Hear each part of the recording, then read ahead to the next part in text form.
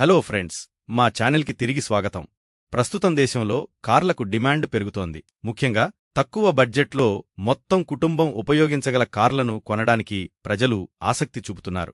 వారు కుటుంబం మరియు స్నేహితులు సుదీర్ఘ పర్యటన కోసం ఉపయోగించగల 7 సీట్ల కార్లను కొనడానికి ఎక్కువ ఆసక్తి చూపుతున్నారు. అంతేకాదు, బూట్ స్పేస్ ఎక్కువగా ఉంటుంది మరియు ఇంజిన్ ఇతర కార్ల కంటే భిన్నంగా ఉంటుంది. జనాభా పెరుగుదలకు ఇవే కారణాలు.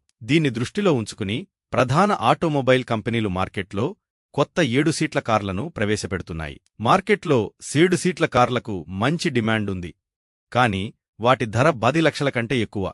కానీ మారుతి సుజీ మార్కెట్లో 7 సీట్ల కారునందిస్తుంది. అంటే మారుతి సుజీ ఎకో మార్కెట్లో అందుబాటులో ఉన్న 4 కార్లలో ఇది ఒకటి.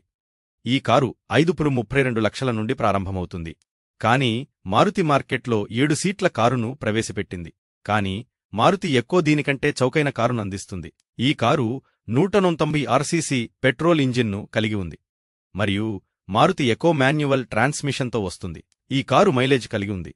లీటర్కు 19 బెయ్యవంటికి మీ సిఎన్జీతో ఇది 20 స్కూపండెవెన్కి మీ మైలేజ్ ఇస్తుంది. ఈ 7 సీటర్ కార్ 7 సీటర్ విభాగంలో కూడా ఒక ప్రసిద్ధ car.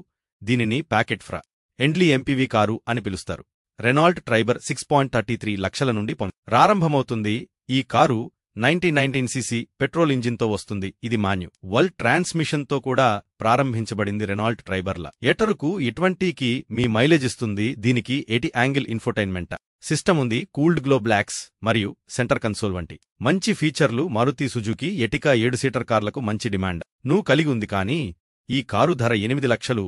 Maruti XL6, Bolero neo plus మరియు మహీంద్రా బొలెరో కూడా 7 సీటర్ విభాగంలో ఉన్నాయి. ఈ కారు 999 లక్షల నుండి ప్రారంభమవుతుంది. మీరు ఈ కారును 10 లక్షలకు కొనుగోలు చేయవచ్చు. ఈ కారు అక్సరు లేదా 7 సీట్లతో వస్తుంది.